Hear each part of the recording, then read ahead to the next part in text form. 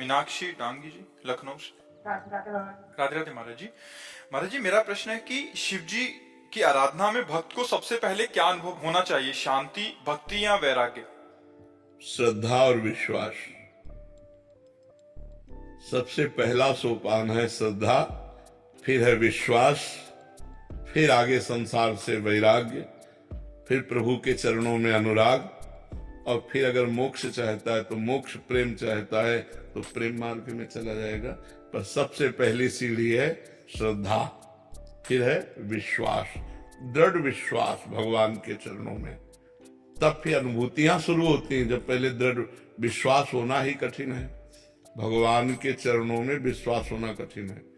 माया ऐसे ऐसे लीलाएं कर देती है तो हमें लगता है पता नहीं भगवान है भी कि नहीं, भगवान हमारी बात सुनते हैं कि नहीं सुनते, भगवान हमारी बात बनाएंगे कि नहीं बनाएंगे। कई तरह के ऐसे संशय आ जाते हैं तो हमारा विश्वास टूटने लगता है।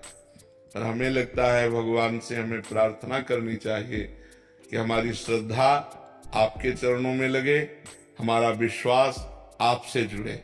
अगर श्रद्धा और विश्वास है तो वैराग्य, अनुराग, ज्ञान सब कुछ आ जाएगा। पहले हमारा श्रद्धा और विश्वास। श्रद्धा कहते हैं शास्त्र और संतों के वाक्यों में बिल्कुल यथावत बुद्धि रखना, अपना क्यों में ना लगाना। और विश्वास कहते हैं भगवान है, वो हमारी बात सुन रहे हैं, वो हमें बहुत प्यार कर रहे हैं, वो सुहृद है हमारे, उनसे बढ़कर कोई हमारा नहीं। ऐसा दृढ़ विश्वास हो तब आगे उन्नति प्राप्त होती है।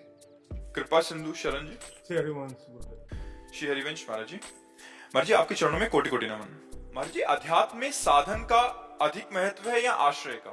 आश्रय का। अगर आप तप करते हैं, साधना करते हैं तो तप लोक की प्राप्ति होगी।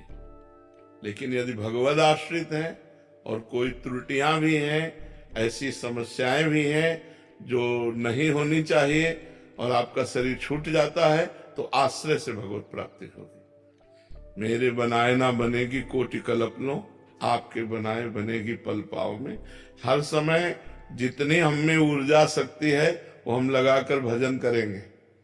जितनी हमारी बुद्धि काम कर रही है हम गलत आचरणों से बचेंगे। लेकिन इससे भगवत प्राप्ति हो जाए ये हमारा विश्वास नहीं। हमारा विश्वास है कि आपकी कृपा से आप मिलते हो। किसी तपस्या या भजन के द्वारा भगवान को खरीदा नहीं जा सकता, भगवान को विवश नहीं किया जा सकता। भगवान के होके भगवान को विवश किया जा सकता है। कितना विवश हो सकते हैं? अर्जुन जी जहां खड़े होते हैं और उनकी जहां पादुका होती है वह अखिल कोटि ब्रह्मांड नायक परात्परीश भगवान श्री कृष्ण सारथी के रूप में बैठते हैं। इतना विवश हो जाते हैं अपने जनों के लिए। अपना जन आश्रय से होता है, मैं आपके आश्रित हूं। आश्रित की चिंता होने लगती है आश्रयदाता को। जैसे आपके दरवाजे पे कुत्ता बैठे, आपसे कोई मतलब नहीं, लेकिन वो कहीं जाए ना, तो आप अपने आप उसके भोजन की व्यवस्था करने लगेंगे। एक दिन न सही, 2 दिन न सही, जब आप देखोगे जाते नहीं, दरवाजे पे बैठा रहता है, तो 2 रोटी लेके निकलोगे और डालने लगोगे। उसने आश्रय एक दरवाजे का ले ले, अन्य दरवाजे ना जाए, तो ये जिम्मेवारी आपके ऊपर अपने आप सवार हो जाएगी कि सुबह शाम 2 रोटी आप डालने लगोगे। क्योंकि देखो जा ही नहीं रहा है, यही हमारे दरवाजे पड़ा है। तो ऐसे ही हम बिल्कुल कोई अन्य आश्रय ना ले और प्रियाजू के आश्रित हो जाए तो हमारा काम बन जाएगा। अनन्य आश्रय बहुत बड़ी बात है। अनुकूलता होती है तो लगता है प्रियाजू की बहुत कृपा है, और जब प्रतिकूलता होती तब ऐसे मन घबरा जाता है कि पता नहीं, हे शंकर भगवान आप कृपा करो, हे राम जी आप कृपा करो, हे श्याम जी आप कृपा करो, हे देवी जी आपकी नहीं। उस समय भी एक ही होना चाहिए। बने तो रघुबर ते बने और बिगड़े तो भरपूर, और तुलसी औरन ते बने ता बनिबे पे धूल।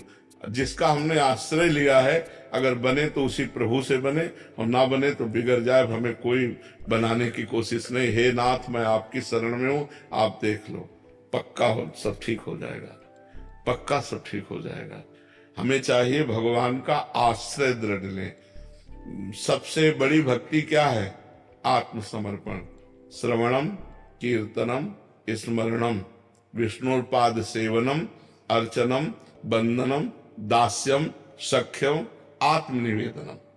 आत्मनिवेदन पूर्ण भक्ति। आत्मनिवेदन का मतलब होता है आश्रय, समर्पित हो जाना।